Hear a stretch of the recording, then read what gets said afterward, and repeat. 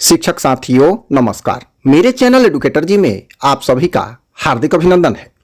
सक्षमता परीक्षा को लेकर नियोजित शिक्षकों के बचाव में गुरु रहमान सर उतर पड़े हैं। आइए सुनते हैं कि वे अपने बयान में क्या कुछ कह रहे हैं नियोजित शिक्षकों के पक्ष में सक्षमता परीक्षा को लेकर।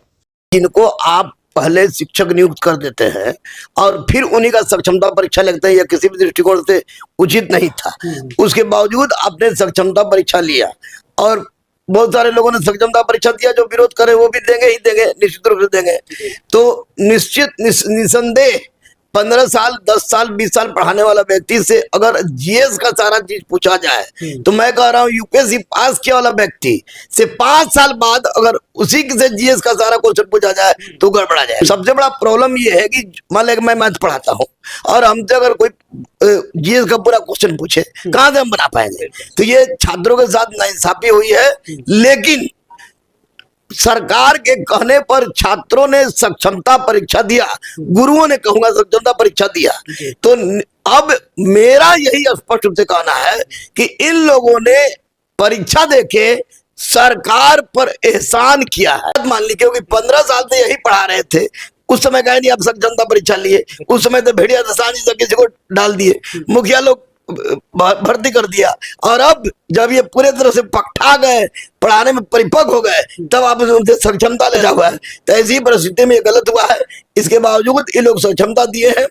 तो इतना तो तय है कि मैं अनुरोध यही करूंगा कि 4 बार 5 बार की बात जो आप कर रहे हैं उसको खत्म कीजिए, और जितना फिक्स है, जनरल का इतना, ओबीसी का इतना, ईबीसी का इतना, एससी का इतना, एसटी का इतना, जितना पर फिक्स है क्वालिफाइंग मार्क्स, उतने क्वालिफाइंग नंबर सबको दीजिए ताकि वो लोग पास कम से कम कर जाए। नहीं, ये बिल्कुल झूठ बोला गया था कि मामले लिया जाएगा। झूठ बोल गया यानी कि फुसला के कुआं में ढकेल देने वाली बात हो गई।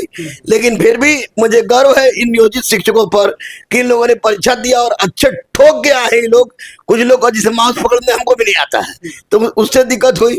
लेकिन जिस तरह से का प्रश्न था, उस तरह का प्रश्न मैं दावे के साथ कह रहा हूँ, 94 पढ़ा रहा हूँ कि बीपीएससी पास कोई कर जाए, 10 साल नौकरी करे कहीं, और उसे कहा जाए कि 150 क्वेश्चन बीपीएससी का दे रहे हैं, आप बनाइए, इस तरह क्वेश्चन बना जाइए, आप 70% नंबर ले आइए, तो उस दिन हम गुलामी लिख देंगे।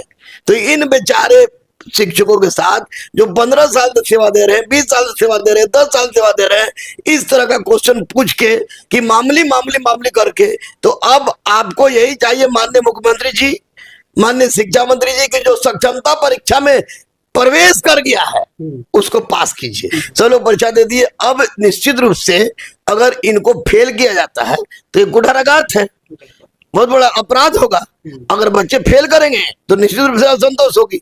असंतोष के लिए अभी दो को बहुत महत्वपूर्ण त्योहार होने वाला है, लोकसभा और विधानसभा का, तो उस त्योहार में बच्चे दिखाएंगे। मैं खुद कह रहा हूँ, रोलर चलवा दे, गोली चलवा दे, फांसी पर लटकवा दे, हमारा जो कुछ करना है कर दीजिए, मुझे कोई परवाह नहीं पड़ता है।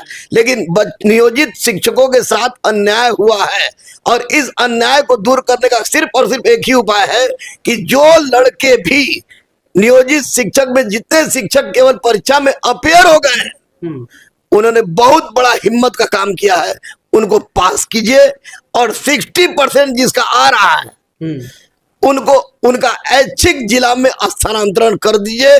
यही बहुत बड़ी उपलब्धि हो।